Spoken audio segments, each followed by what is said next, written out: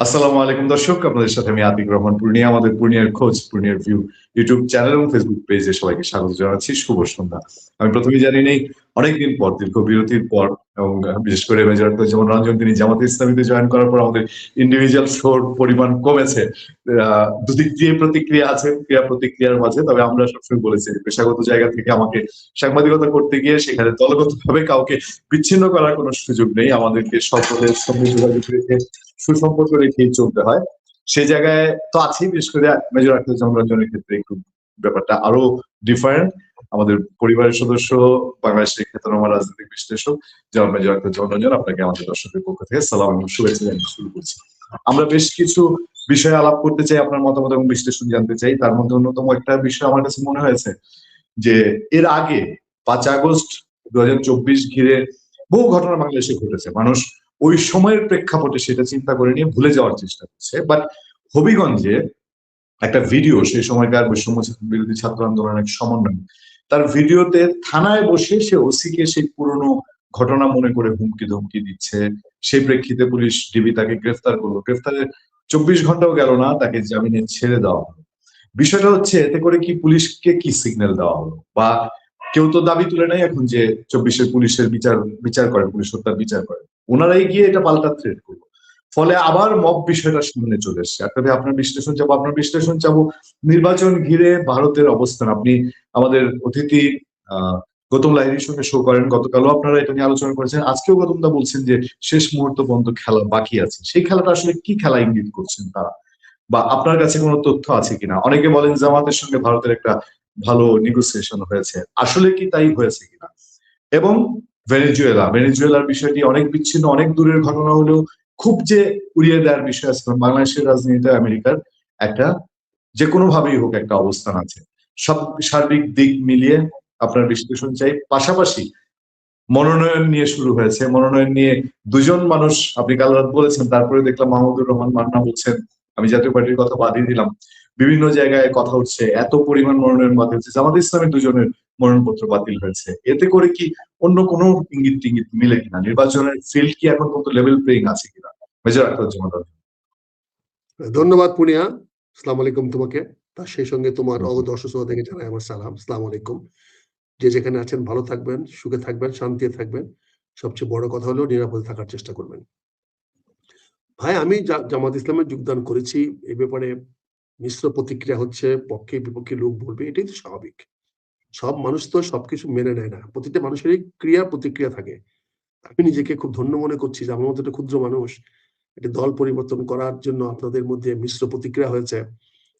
যাদের মধ্যে প্রতিক্রিয়া হচ্ছে তাদেরকে সবাইকে ধন্যবাদ জানাই। আমি একটা কথা আজকে বিনয়ের সঙ্গে বলতে চাই। 1980 সনের আগের জামাত ইসলাম, 1980 সনের পরবর্তী জামাত ইসলাম এক নয়। 1980-র আগে জামাত ইসলাম ছিল জামাতে ইসলাম অফ ইস্ট পাকিস্তান, যেটা ব্যান্ড ছিল, যেটা নিষিদ্ধ ছিল।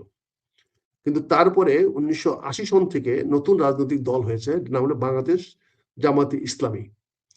এটি বাংলাদেশের মাটি এবং মানুষের মধ্যে থেকে তৈরি হয়েছে, যারা বাংলাদেশের সার্বভৌমত্ব, স্বাধীনতা এবং মুক্তিযুদ্ধকে স্বীকার করে প্রতিষ্ঠিত হয়েছে।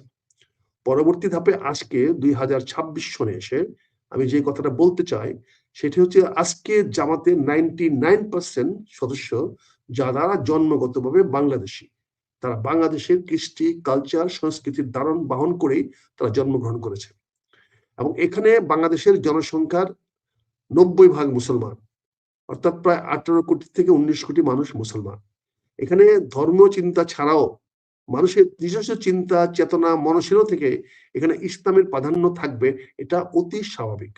এটা যারা অস্বাভাবিকভাবে দেখতে চায়, আমি মনে করি তারা বলে মানে ঘুমিয়ে, মানে কি বলে, মানে দিনের চোখ বন্ধ, মানে মানে জেগে ঘুমাচ্ছে। তারা চোখ থাকার পরেও তারা অন্ধের ভাব করছে। বাংলাদেশ এটা মুসলমানের দেশ, এখানে সংখ্যাগরিষ্ঠ মানুষ মুসলমান। এখানে মুসলিম চিন্তা, চেতনা, সংস্কৃতির বিকাশ হবে, এটাই স্বাভাবিক। এটা যারা বিশ্বাস করতে চায় না, তারা, আমি মনে করি তারা বিপরীত মুখী চলার চেষ্টা করছে। এবং বিপরীত মুখে চললে যেটা হয় সেটা সংঘাত অনিবার্য হয়ে দাঁড়ায়। আমি সেটা কামনা করি না। আসেন আমরা সবাই দলমত নির্বিশেষে বাংলাদেশটাকে আপন করে নিই। ধর্ম ভিত্তিতে নয়, সংস্কৃতি ভিত্তিতে নয়, আমাদের সংস্কৃতি, ধর্ম, কালচার সবকিছু মিলে যে যে ধর্মে আছেন সে সেখানে থাকবে। লাকুম দিনুকুম ওয়ালিয়া দিন, এটা পরিষ্কার আল্লাহর বিধান। এখানে যার যার ধর্ম সে সে নিয়ে থাকবেন, আমার ধর্ম আমার, আপনার ধর্ম আমার। এখানে ধর্ম নিয়ে বাড়াবাড়ি করার সুযোগ নাই, ধর্ম নিয়ে কেউ বাড়াবাড়ি করবেন না। যেটা নিয়ে আজকে ক্রিকেট খেলা নিয়ে হচ্ছে, প্লেয়ার নিয়ে হচ্ছে, এটা কোনোভাবেই মেনে নেওয়া যায় না, অনুপ্রেরিত নয়। কাজে আমি বলতে চাচ্ছি, বাংলাদেশ জামাত ইসলামী আজকের প্রজন্মের রাজনৈতিক দল, যারা ৯৯% বাংলাদেশে জন্মগতভাবে বাংলাদেশের নাগরিক এবং পরিবারগতভাবে জন্মগতভাবে তারা মুসলমান। অতএব আগামী দিনের রাজনীতি, বাংলাদেশের রাজনীতি আল্লাহর রহমতে ইনশাল্লাহ নিয়ন্ত্রণ করবে বাংলাদেশ জামাত ইসলামী। এর বাইরে রাজনীতির মূল শক্তি থাকবে না, থাকার সুযোগ নাই। কারণ মানুষ যেখানে বেশি, মানুষের চিন্তা চেতনা যেখানে বিকশিত হয়, যেখানে মানুষ সৎ এবং সত্যের প্রতি অনুগত থাকে, সেই মানুষদের চূড়ান্ত জয় হবে ইনশাল্লাহ। এতে কোনো দ্বিধা করা কিছু নাই। আমার এই পরন্ত বেলায় আমি জামাত ইসলামে আসছি, এখানে আমার চাওয়া পাওয়ার কিছু নাই। আমি কয়দিন বাঁচবো জানি না, একমাত্র পরম আল্লাহ তাআলা জানেন। আমার সঙ্গের অনেক বন্ধু বান্ধব, আমার সঙ্গে যারা কাজ করেছে, পড়াশোনা করেছে, স্কুল কলেজের বন্ধু বান্ধব আজকে আমার পাশে নাই, অনেকেই চলে গেছেন ওপারে। আমাদেরও যাওয়ার সময়। এখানে চাওয়ার তেমন কিছু নাই, পাওয়ার তো কোনো সম্ভাবনাই নাই। এখানে যদি আমি কিছু দিয়ে যেতে পারি এই দেশ, জাতি এবং দলের জন্য, আমি মনে করব এটাই হবে আমার জীবনের সবচেয়ে বড় পাওয়া এবং বড় মানে দান, অবদান। আমি সেই অবদান রেখে দিতে চাই। আমি ইনশাল্লাহ বাংলাদেশ জামাত ইসলামের উত্তরোত্তর সমৃদ্ধি কামনা করি, এবং আমি অত্যন্ত বিনয়ের সঙ্গে বলতে চাই, এদেশের বর্তমান থেকে নিয়ে আগামী দিনের রাজনীতি অবশ্যই নিয়ন্ত্রিত হবে জামাত ইসলাম এবং সেই ইসলামিক আদর্শে এবং ইসলাম বিশ্বাসে। এখানে কোনো ধর্মের বিরুদ্ধে কারো কোনো কথা নাই। এখানে হিন্দু বলেন, খ্রিস্টান বলেন, বৌদ্ধ বলেন, সকল ধর্ম বাংলাদেশে জামাত ইসলামের শাসন অবস্থায় অবশ্যই নিরাপদ থাকবে। তারা যার যার ধর্ম পালন করবে। এই ব্যাপারে আমি শতভাগ, আমি ক্ষুদ্র একজন জামাতের কর্মী হিসাবে আমি আপনাকে নিশ্চয় দিতে পারি, এই দেশে কোনো অবস্থাতেই কোনো ধর্ম বিরোধী, কোনো ধর্মের সংখ্যাগরিষ্ঠ বা সংখ্যালঘিষ্ঠ এই নিয়ে কোনো কথা হবে না।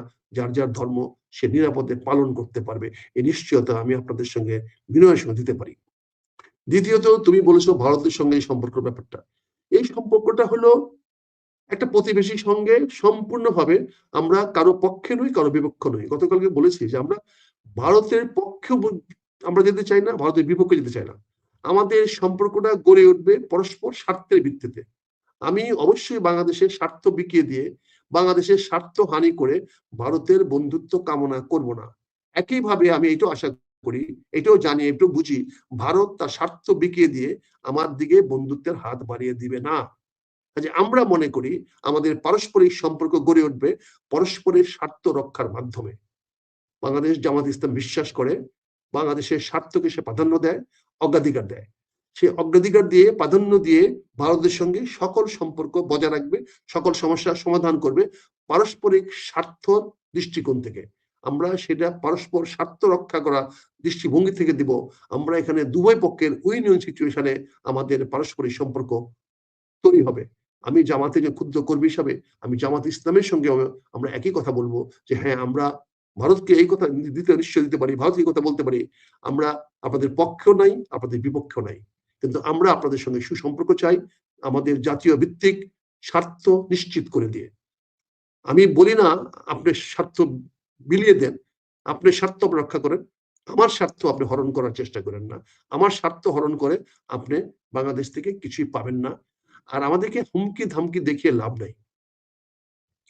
এখানে বাংলাদেশের ২০ কোটি মানুষ বাংলাদেশের সার্বভৌমত্ব করার জন্য যথেষ্ট। বাংলাদেশ ভেনেজুয়েলা না। বাংলাদেশের স্বাধীনতা, সার্বভৌমত্ব এই মিলিটারি দিয়ে শাসন করা যাবে না। এই বাংলাদেশের ২০ কোটি মানুষ তার স্বাধীনতা, সার্বভৌমত্ব রক্ষা করার জন্য যথেষ্ট। ইনশাল্লাহ যদি আগামী দিনে বাংলাদেশের উপরে কেউ কোনো রক্তচক্ষু দেখাতে চায়, কোনো আক্রমণাত্মক ভাব দেখাতে চায়, তাহলে বাংলার মানুষ অবশ্যই তাকে নিজেকে রক্ষা করতে সমর্থ, এটা প্রমাণ করতে এতটুকু ব্যর্থ হবে না। আপনারা আপনাদের স্বার্থ নিয়ে থাকেন, কিন্তু আমাদের ব্যাপারে আপনারা দয়া করে এই চক্ষু দেখেন না। আপনার যে কলঙ্ক সৃষ্টি করেছেন, আমাদের ক্রিকেট প্লেয়ারকে আপনার ভারতে খেলতে দিতে পারেন নাই, দেন নাই, এতে মনে করেন ভারতবাসী আমাদের কিচ্ছু আসে যায় নাই। ভারতের সঙ্গে আমরা ক্রিকেট খেলি নাই, বাংলাদেশের মানুষ কোনোদিন ক্রিকেট খেলে নাই, বাংলাদেশের মানুষ ক্রিকেটের এরকম খেলে নাই, তেমন বাংলাদেশের মানুষ বিকিয়ে যায় নাই।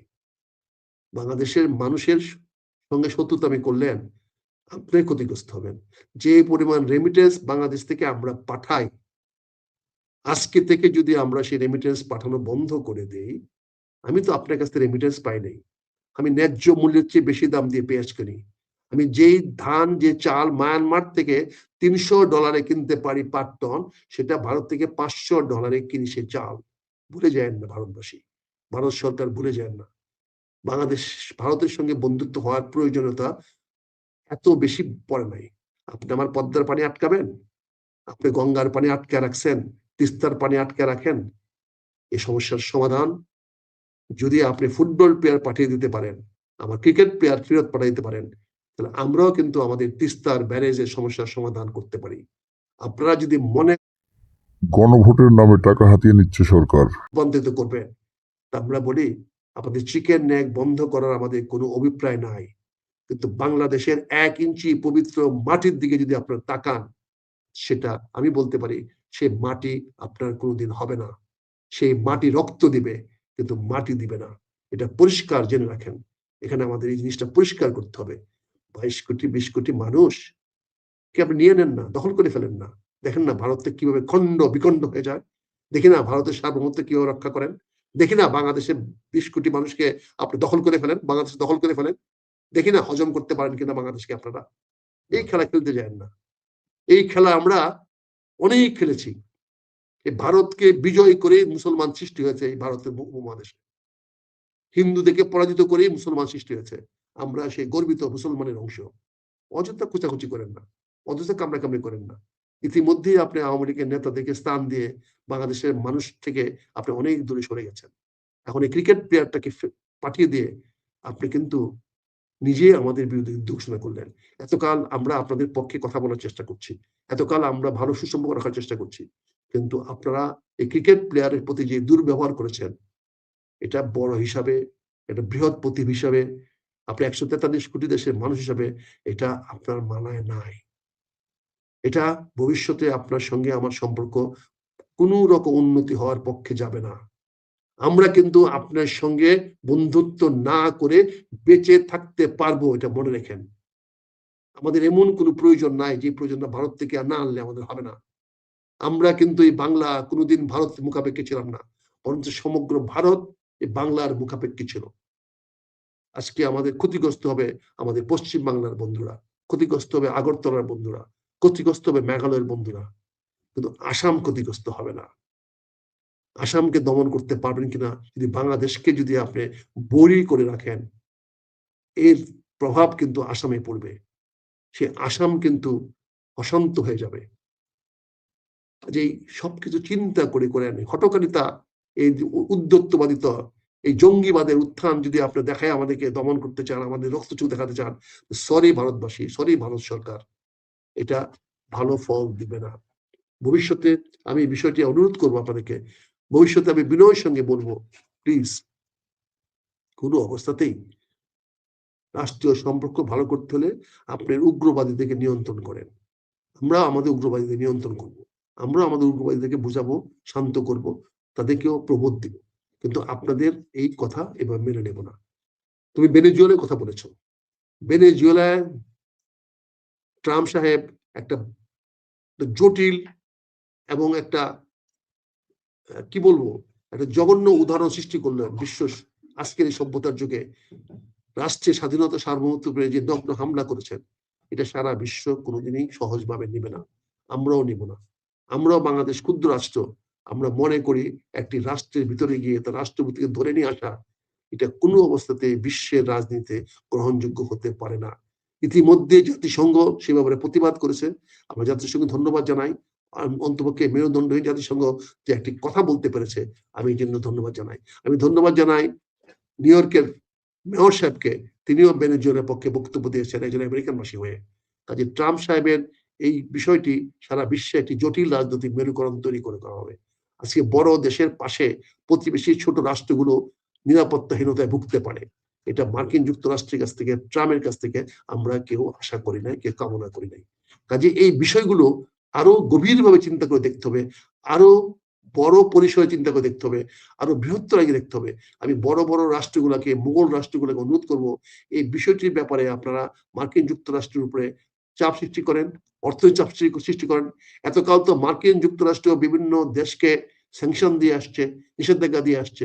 এবার চলেন না সারা বিশ্ব আমরা মার্কিন যুক্তরাষ্ট্রে নিষেধাজ্ঞা দিই। আমরা মার্কিন যুক্তরাষ্ট্রের সঙ্গে নিষেধাজ্ঞা দিয়ে বলি আমরা ওই রাষ্ট্রে যাব না যে রাষ্ট্রের রাষ্ট্রপতি বর্বর, যে অন্যের প্রতি বর্বর আচরণ করে। অন্তত আমরা মোরালি কথাটা বলি, আমরা নৈতিকতার দিক থেকে এই কথাটা বলি যে মার্কিন যুক্তরাষ্ট্র আজকে একটি বর্বর রাষ্ট্র হয়ে গেছে। ভেনেজুয়েলা আমার বন্ধু নয়, ভেনেজুয়েলার প্রেসিডেন্ট খারাপ হতে পারে, কিন্তু ভেনেজুয়েলার প্রেসিডেন্ট ভেনেজুয়েলার সার্বভৌমত্বের প্রতীক, জনগণের প্রতীক। তার বিরুদ্ধে কিছু বলার থাকলে ভেনেজুয়েলার জনগণ বলবে, জনগণ সে সিদ্ধান্ত নেবে। কিন্তু আপনি এভাবে রিজিম চেঞ্জের নামে কোথাও টাকা দিয়ে, কোথাও নিজের সেনাবাহিনী উঠাই নিয়ে আসবেন, রিজিম চেঞ্জ করে দিবেন, এটা তো দীর্ঘমেয়াদী ভালো ফল দিবে না। এটা ভালো লক্ষণ না গণতন্ত্রের জন্য, এটা হুমকি স্বরূপ। কাজে আমি বিনয়ের সঙ্গে বলবো, অত্যন্ত দৃঢ়তা এবং বলিষ্ঠতার সঙ্গে বলবো, এই ধরনের হস্তক্ষেপ থেকে, পদক্ষেপ থেকে মার্কিন যুক্তরাষ্ট্র নয় সকল পরাশক্তিদেরকে সরে আসা উচিত। তাদের এই মনোভাব না রাখাই উচিত হবে, এটা আমি মনে করি। তুমি চতুর্থ নির্বাচন সম্বন্ধে জানতে চেয়েছো। আমি অনেক দিন ধরে প্রথম থেকে তোমাকে বলে আসছি যে নির্বাচন ফেব্রুয়ারি মাসে হবে। এখন হয়তো আর স্পষ্ট করে বলতে পারি 12ই ফেব্রুয়ারি নির্বাচন হবে। নির্বাচন পিছানোর বা নির্বাচনের কোনো বিকল্প নাই। এই নির্বাচন 12ই ফেব্রুয়ারি হতেই হবে। ইতিমধ্যে মনোনয়নপত্র যাচাই বাছাই হয়ে গেছে। আজকে বোধহয় মনোনয়নপত্র বাছাইয়ের শেষ দিন চলে গেছে। কালকে থেকে আপিল করা যাবে, সে আপিল বোধহয় 9 তারিখ পর্যন্ত চলবে। মনোনয়ন দাখিল করার সঙ্গে সঙ্গে মনোনয়নের বৈধতা একটি প্রক্রিয়াগত প্রসেস, প্রক্রিয়াগত একটা পদ্ধতি। সকল মনোনয়ন যদি বৈধ হইতো তাহলে তো মনোনয়নপত্র এত ফর্ম দিয়ে দরখাস্ত করার দরকার নাই, এটা নাম দিয়ে দিলে হইতো। শুধু নামটা দিয়ে দিলে হইতো, যেমন মুখে প্রস্তাব করলাম একজন সমর্থন করলে হইতো। তাহলে এখানে ফর্ম ফিল আপ করার দরকার ছিল না, বিভিন্ন তথ্যাদি দেওয়ার প্রয়োজন ছিল না। এই তথ্যাদি যাতে সঠিক, এবং যেখানে একটা আন্ডারটেকিং দিতে হচ্ছে, এখানে ডিক্লারেশন দিতে হচ্ছে আমি কোনো ভুল তথ্য দিব না, দেই নাই, সেখানে তো মনোনয়ন বৈধ অবৈধ হওয়ার সুযোগ অনেক রেখে যাচ্ছে। এটা তো স্বাভাবিক প্রক্রিয়া। কারণ আমি যে কথাটা বৈধভাবে ঘোষণা করছি তার সঙ্গে তো আমার তথ্য প্রমাণ থাকতে হবে। যদি তথ্য প্রমাণ না থাকে তাহলে সেখানে তো বৈধতা নষ্ট হইতেই পারে। আমি কোনো কিছু তথ্য গোপন করলেও তো এই তথ্যের বৈধতা নিয়ে প্রশ্ন করলাম। অর্থাৎ এখানে বলাই আছে আমি কোনো তথ্য গোপন করি নাই, আমি সার্টিফিকেট দিচ্ছি, আমি অ্যাফার্মেশন দিচ্ছি, আমি শপথ দিয়ে বলছি যে আমি কোনো তথ্য গোপন করি নাই বা কোনো ভুল তথ্য দিয়ে নেই। সেখানে যদি আপনি কোনো তথ্য বেরিয়ে আসে যে তথ্যটা গোপন করেছেন, সেটাতে কোনো এক্সপ্লেনেশন নাই। এখন আপিল করলে পরে সেটা পেয়ে যাবে কি যাবে না, আমি তো মনে করি যে তথ্য গোপন যদি করে থাকে গোপনই হয়েছে, এটা যদি ভুল হয়ে থাকে ভুলই হয়েছে। এটাকে তো আবার অ্যাপিল বোর্ডে দেওয়ার সুযোগ নাই। অ্যাপিল যেটা করতে পারে, অ্যাপিল যেহেতু ইসি নিজে করেন, অর্থাৎ এই নিয়ম নীতিটা ইসি বানিয়েছেন, দরকার বলে ইসি ক্ষমতা রাখেন এই নিয়মটা প্রযোজ্য হবে কি হবে না স্থগিত করার জন্য। অ্যাপিল মানে ওনারা অ্যাপিল করছেন, একে সংশোধন করার সুযোগ নাই। এটা ইসি সুপ্রিম অথরিটি হিসাবে নির্বাচন কমিশন, নির্বাচনের সর্বোচ্চ ধাপ, সর্বোচ্চ ক্ষমতাধারী, তারা ইচ্ছা করলে যে কোনো রুলস পরিবর্তন করতে পারে, তাৎক্ষণিকভাবে করতে পারে, এখনো করতে পারে, পরবর্তীতে করতে পারে, নির্বাচনের আগেও করতে পারে, নির্বাচনের পরেও করতে পারে। এখন যে অ্যাপিলটা করা হয়েছে সেই অ্যাপিলটা করা হচ্ছে ইসির কাছে। কারণ ইসি ইলেকশন কমিশন ইচ্ছা করলে এই দরখাস্তগুলোকে রিভিউ করে যাচাই বাছাই করে আবার অনুমতি দিতেও পারে, নাও দিতে পারে। এটার সঙ্গে আইনি বৈধতা নাই, এটা হলো ডিসক্রিশন, এটা তার ইচ্ছাধীন, নির্বাচন কমিশনের ইচ্ছাধীন সে কি করবে কি না করবে। এখানে আইনি কোনো লড়াই নাই, যদি অনেকে আইনি লড়াই নিয়ে চেষ্টা করা হচ্ছে। তুমি তথ্যটা দাও নাই, আমি তথ্যটা দেই নাই, এটা ভুল না, এটা ওই তথ্য আইনে বরকরার হয়েছে। এখন সেই আইনটা কার্যকর করা হবে কি না, রিল্যাক্সেশন দেওয়া হবে বা এটুকু রিল্যাক্সেশন দেওয়া হবে, সেটা সিদ্ধান্ত নিতে পারে নির্বাচন কমিশন। কারণ নির্বাচন কমিশন যদি কালকে সবার আসন বৈধ করে দেয়, আশ্চর্য হওয়ার কিছু নাই। যেমন একটি মেয়ে নতুন ইলেকশন করতে নামছে, তার একটা দুইটা ভোট কম পড়েছে, 10টা ভোট কম পড়েছে, এটা এমন বিশাল ব্যাপার নয়। কিন্তু এটা রিটার্নিং অফিসার পারে না, কারণ রিটার্নিং অফিসার আইনের বাইরে যাওয়ার ক্ষমতা নাই, সে দিতে পারে না। এটা সঠিক আছে, রিটার্নিং অফিসার সিদ্ধান্ত নিয়েছে, সেটা শতভাগ সঠিক। রিটার্নিং অফিসার আইনের বাইরে একটি হরফ, একটি শব্দ বা জের জবরও সরাইতে পারে না। কিন্তু নির্বাচন কমিশন ইচ্ছা করলে 1% কেন 0.5% ভোট থাকলেও অ্যালাউ করতে পারে, এটা কোনো অবৈধ হবে না, এটা ডিসক্রিশন বা তার ইচ্ছাধীন, নির্বাচন কমিশন ইচ্ছাধীন। কাজেই একটি বিপ্লবী মহিলা, বিপ্লবী মেয়ে, আমার একজন বোন বা আমার একজন মেয়ের মতো সে নির্বাচনে অংশগ্রহণ করতে চেয়েছে, আমার মনে হয় ইলেকশন কমিশন সেটাকে আরো ইতিবাচকভাবে দেখে তার মনোনয়নটাকে বৈধ করে দেওয়া হবে, জাতির জন্য ভালো। তাকে লড়তে দেন না, নির্বাচনটা জনগণকে যেতে দেন, তাকে সুযোগ দেন। তার জন্য যদি আইনের কোনো কিছু পরিবর্তন করতে হয় তাহলে এটা করেন, বৃহত্তর স্বার্থে করেন। আমরা এই ধরনের মেয়েদেরকে জাতীয় নেতৃত্বে আরো আগায় আসতে দেখতে চাই, তাদেরকে সুযোগ তাহলে করে দেন। পার্সিয়ালিটি হয়ে যাবে না? তাহলে আরেকজনের ক্ষেত্রে না কেন, একজনের ক্ষেত্রে পরীক্ষায় একজন বড় লোকের ছেলে দিতে হবে? এটা হলো ডিসক্রিশন। আমার মা একটা ইলিশ মাছ কেটে ভাজি করেছে, মাথাও আছে লেজও আছে। কারণ আমি ইলিশ মাছ খাচ্ছি, মাথাও খাইতে পারি, পেটিও খাইতে পারি, লেজও খাইতে পারি, এটা নির্ভর করবে আমার মায়ের উপরে। কিন্তু যদি বাবুর্চির উপরে ছেড়ে দেন তাহলে বাবুর্চি তো যার ভাগে যে টুকরা আসবে সেই টুকরাই দিবে, সে হয়তো মাথার লেজ কাউকে বাঁটবে না, মধ্যে টুকরাটা করবে। কিন্তু ডিসক্রিশন মানে ইলেকশন কমিশন ইচ্ছা করলে এইটুকু ইলেকশন করতে পারে। এটাকে তুমি এত জটিল করো না ভাই, পুনিয়া এভাবে দেখো না, এটা পক্ষপাতিত্ব ব্যাপার না। ইলেকশন কমিশন এই আইনটা করেছে, আইনটা তো বাংলাদেশ সংসদ থেকে হয় নাই, আইনটা হয়েছে ইলেকশন কমিশনের রুলস তৈরি করে দিয়েছে, সেই রুলসটা সে রিল্যাক্স করতে পারে। আমি সেই কথাটা বলছি। এখানে ওই মেয়েটির বিষয়টি, ওই মেয়েটি বলে নাই, আরো এরকম ছোট খাটো কারণে অনেকের মামলার মনে নাই, মামলার তারিখটা জানা নাই, হয়তো এই মামলা খবর সে রাখে না, সে হয়তো দিতে পারে নাই, সরকারি খাতায় পাওয়া গেছে, সে স্বীকার করলে হলো হ্যাঁ এটা আমার বিরুদ্ধে মামলা, এটা আমি দিতে পারি না, এখন এটাকে অন্তর্ভুক্ত করে নেওয়া হোক। এটা তো কিন্তু মহাভারত অশুদ্ধ হয়ে যাবে। নির্বাচন প্রশ্নে আমি আপনাকে একটা জিনিস বলবো, যে আমি তো জানেন আমি গ্রামগঞ্জে ঘুরে এসেছি। এই যে নির্বাচন হবে, এটা কোন ছন্দের নির্বাচন হবে, যেখানে গণভোটের কথাটা বলা হচ্ছে, এই গণভোট সম্পর্কে তো কোথাও কোনো মিনিমাম সরকার কারিগরি টাকা ঢালছে দেখলাম, বিশাল তাদের বিভিন্ন মন্ত্রণালয়ে ব্যস্ত। এই গণভোটটা নিয়ে তো কোথাও কোনো সচেতনতা নাই, সবাই একটা অন্ধকারে। এই ভোট দিতে গিয়ে কি কাণ্ডটা হবে আমার তো এটা ঠিক বুঝে ধরছে না। তোমাকে একটু সংশোধন করতে চাই, কারিগরি টাকা ঢালছে না, কারিগরি টাকা খাচ্ছে, ঢালছে না, খাচ্ছে। তারা কারিগরি টাকা খাচ্ছে এই এই কি বলে ওই যে গণভোটের নামে, গণভোটের নামে কারিগরি টাকা তারা খাচ্ছে। এটা এটা জাতি একদিন এটা হিসাব দিতে হবে। যারা এই কাজটা করেছে তাদেরকে একদিন জাতির সামনে হিসাব দিতে হবে। অতীতে অনেক অনেক বড় বড় মহাদররা, মহাক্ষমতাশালীরা যা ইচ্ছা যেভাবে ইচ্ছা তাই করেছে। অনেকে দেখেছে তো যে 10 কাঠা 1 বিঘার প্লটও নিয়ে সে প্লট হজম করতে পারে নাই। এখনো যারা বিদেশিরা আইসা বাংলাদেশে কারিগরি টাকা খাচ্ছে গণভোটের নামে, তাদের ইচ্ছা অনিচ্ছা মতো যা খুশি তা ভিডিও বানিয়ে বাজারে ছাড়ছে, এই টাকাগুলো কোথায় যাচ্ছে, কার আত্মীয় কাছে যাচ্ছে, কে যাচ্ছে, মানুষ কিন্তু সব খোঁজ খবর রাখতেছে, মানুষ কিন্তু সব জানে। কাজে এইগুলোর বিচার হবে। গণভোট হচ্ছে জনগণের কাছে প্রচার প্রচারণা, সরকার চালাবে, এটা সরকারের বিষয়। কিন্তু এটার জন্য তো টাকা পয়সা এত ব্যয় করার দরকার নাই।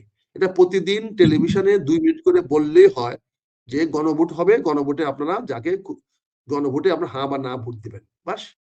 এখন গণভোট কি সেটা জানিয়ে নিতে বলো, টেলিভিশনে বলে দিল গণভোটে ভোট দিবেন, এই কথা বললে হলো। এখন গণভোট কেন দিব কেন দিব না এটা তুমি ক্যানভাস করা কেন বেটা? বেটা বাংলাদেশ সরকার, তুমি গণভোটের পক্ষে না বিপক্ষে? তুমি গণভোটে ক্যানভাস করার কে রে বাবা? তুমি কে কে কে আমি প্রশ্ন করতেছি। গণভোট যে রাজনৈতিক দলগুলো গণভোটের পক্ষে তারাই প্রচার করবে, যারা পক্ষে না তারা বিপক্ষে প্রচার করতে পারে। কিন্তু বাংলাদেশের সরকারে কি দায় ঠেকেছে যে ভিডিও বানায়া, সিনেমা বানায়া, এই তথ্য কি বলে সিনেমা ডাইরেক্টরদের ছবি বানায়া, এটা বাংলাদেশে কোটি কোটি টাকা ব্যয় করে আপনি বলবেন তুমি পক্ষে না বিপক্ষে? তো এই জিনিসটা তো বুঝতে হবে, এগুলো তো অন্যায় করা হচ্ছে, অর্থের অপচয় করা হচ্ছে। এই জন্যই বলছি এগুলার বিচার একদিন হবে, হয়তো হয়তো একদিন কেউ না কেউ এগুলা নিয়ে প্রশ্ন করবে। কারণ গণভোটের পক্ষে প্রচার করার তুমি কেউ না, বিপক্ষেও কেউ না। তুমি শুধু জানিয়ে দিতে পারো যে এবার নির্বাচনের সঙ্গে একটা গণভোট হবে, সেই গণভোটে আপনার চিন্তা ভাবনা করে হ্যাঁ বা না ভোট দিবেন।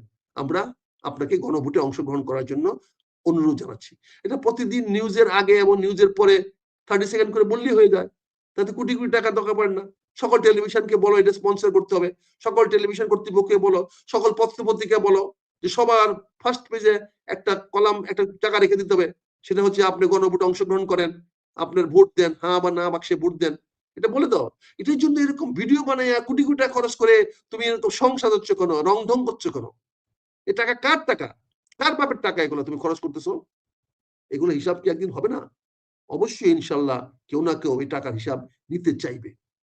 আজ গণভোটটা নিয়ে যে খেলাটা হচ্ছে, এটাও আরেকটা বিভ্রান্তিকর এবং মানুষকে ভুল বোঝানো হচ্ছে।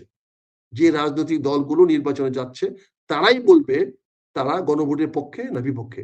তারাই পক্ষে থাকলে গণভোটে হ্যাঁ ভোট দেওয়া হবে, না থাকলে গণভোটে না ভোট দেওয়া হবে। এটা রাজনৈতিক দলগুলোর উপরে ছেড়ে দেওয়া হোক। এই সরকার 2 দিনের বামন না ভাতে লেগে অন্ন। তোর বেটা ক্ষমতায় আছে আর কয়টা দিন? 1.5-2 মাস। 2 মাসও নাই। তুমি বেটা এগুলা নিয়ে কেন প্রচার করছো? রুটিন ওয়ার্ক করো। তুমি এখন ফাইল ওয়ার্ক করো, যেগুলো তোমার সামনে আছে।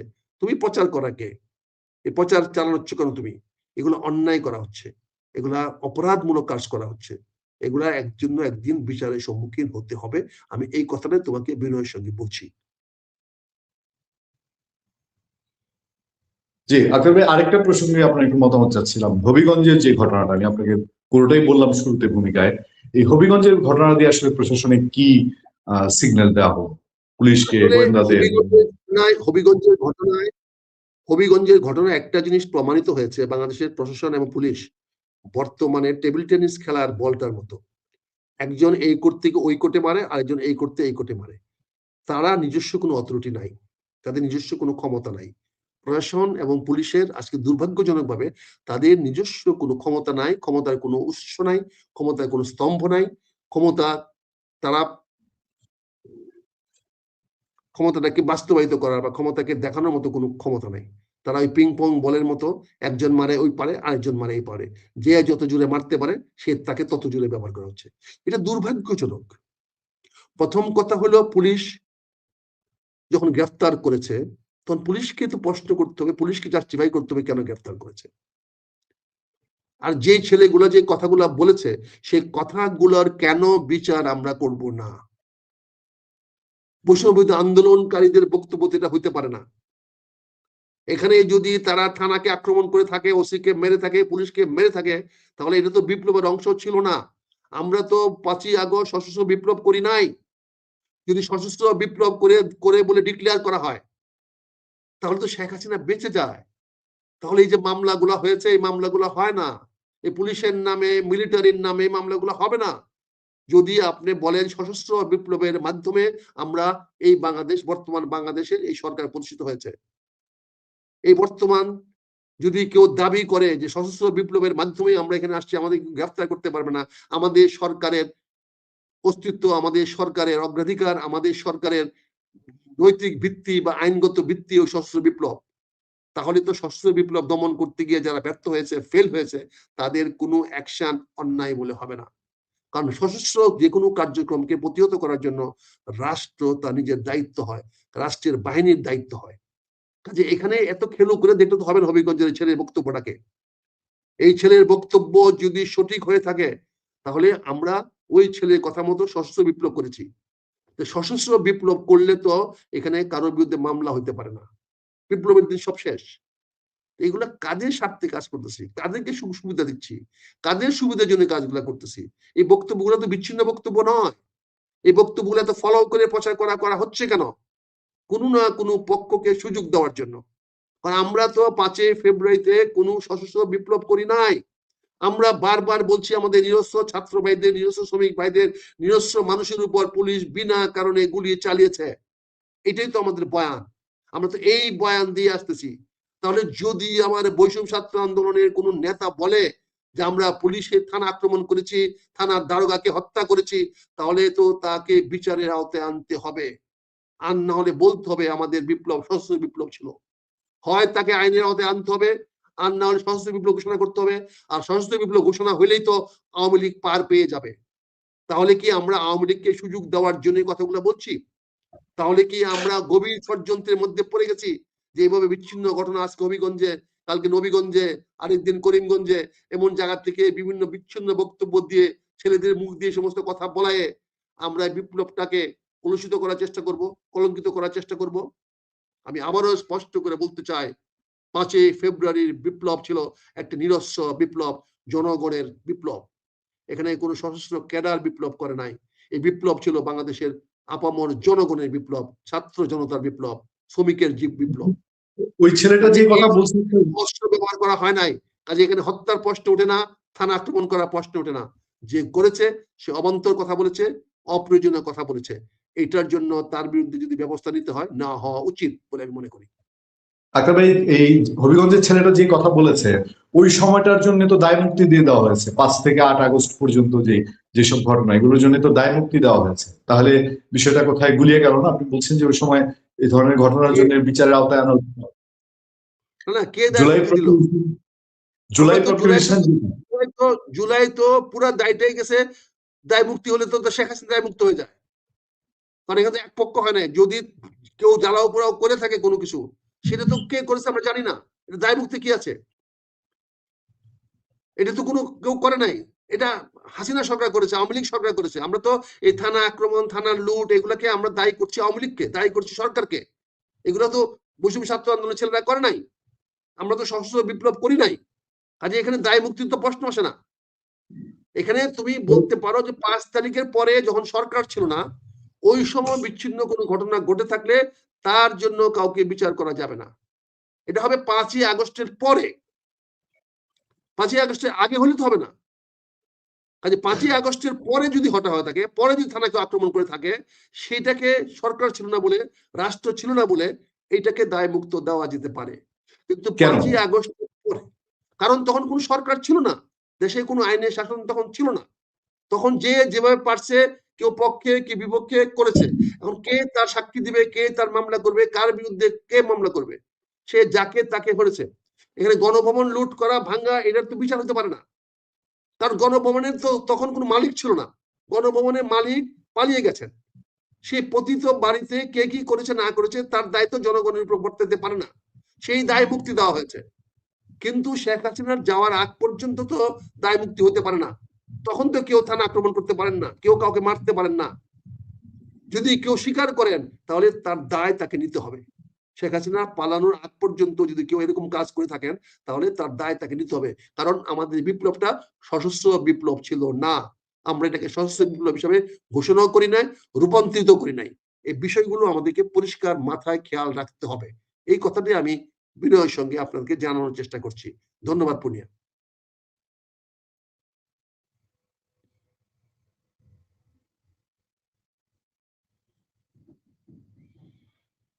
পুনিয়া, এই পয়েন্টটা নিয়ে আমি আর বেশি আলোচনা করতে চাচ্ছি না, কারণ এটা সেন্সিটিভ বিষয়।